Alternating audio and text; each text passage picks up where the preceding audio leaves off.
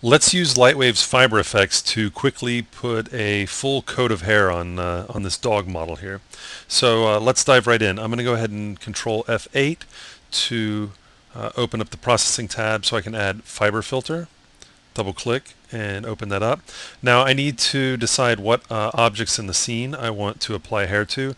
I actually have two objects in the scene. His teeth and eyes and stuff are on in a different object. They don't have to be, as we'll see that we can control based on surface, but this particular model was set up that way. So I'm just going to select the first layer here, which is going to be the base dog, and activate it. I'm going to go ahead and draw in OpenGL so that I don't have to worry about rendering, and I can see, yeah, that would be one shaggy dog. I'm going to go ahead and lower that. So let's do 100, and much better. So I didn't have to render to discover that, and that's one of the reasons that I love the OpenGL feature. For density, I want to turn this up, so I'm going to go 80. And as we can see, OpenGL loses that. Now, if we really don't want that to happen, I can come over to the Etc. tab, and on Scene Edge Limit, I'm just going to add a couple zeros to the end there, and there we go. If you find that OpenGL starts running slow for you later on, you can always limit this. It's kind of like a bounding box type threshold. So let's jump back over here. And let's play with our settings. I want to style this. This, in my opinion, wouldn't be a good set of fur on there. The first thing that I think I should do is limit where the fur is. I see fur growing out of the nose and eyeballs and things like that. I don't like that. So it's for the surface, instead of all, I'm just going to use base skin. Now, it's not going to update until I refresh, so I'm just going to use my right and left key, and then you can see already, without rendering, we're not going to have hair growing out of the nose, which in this case is important. Okay, so let's go ahead and take a look at some of our settings. Kink of 100 is pretty high, so I'm going to lower that to 5. I don't want frizzy hair. If I did, then I could keep that. I could keep that a little higher. But I do want to splay it a bit, so I'm going to go with 20 for splay. I'm not going to worry about any tufts on this one, though I'm a big fan of using the tuft setting. Stray, we'll leave that at 20, 50. One of the nice things that I like about the default settings is you get pretty good hair right out of the back, so I don't have to worry about changing some of these right now. Clump, though I'm a big fan of clump, you see it in a lot of my fur samples, I'm going to actually leave that at 0. But for bump, let's go into the texture editor. Let's use turbulence, and for my turbulence setting, instead of 80%, let's crank that up a little bit. Sometimes I go really extreme, but for this I'm just going to stay around 100, but I do want to size this down a bit, so I'm going to go with about 20 millimeters. Okay, and that should work. We'll keep it at 100. Remember that even if you have 100% in bump, if there's nothing over in this texture editor, it's as if there's no bump. Now for scale, I want to play with scale a little bit. I want to just have it so that we'll do scale. We have 100%, but I want to drive it with a gradient.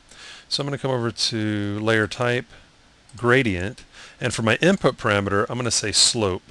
So based on the geometry that is pointing up versus the geometry that starts to point down. Let's lower the 0. Let's do 75, and let's set a key down here. Let's do 85. No, let's crank it up just so that we can see a big difference. So I'm going to do 110. Yeah, we'll do 110. Okay, so we're basically going to vary the scale based off of the slope of the geometry. And then the last thing that I want to do is for gravity, I want to crank that up. I really want to pull the hair down, and you can see in OpenGL it's really pulling the hair down, which is gonna give us a nice dog hair look. So let's do a render, and as we can see, actually I just closed it down. I didn't get to see the render time. I'm going to do that again. And 3.3 seconds was the last render time, and 3.3 seconds was this render time. So that's pretty fast render there. Of course, somebody's thinking, but what about shadows? Well, I always do a render without shadows just to see if I like what's going on with the hair, and I do, except for one thing. I'm glad I didn't turn shadows on because I would rather change the color before I increase my render time. So I'm going to go over to color. For the mix mode, I'm going to change it to textured, and let's do a gradient. I'm a big fan of the Fiber U. I'm going to have the base of the fibers be a dark kind of maroon rosy color. Okay, and then I'm going to go with just a brown. A brown will work there, and you can just kind of play with the colors that you think work best. And then I'll just go a little dark again. Okay, so this is the root and this is the tip. So I'm just kind of playing with the gradient there. And let's do a render.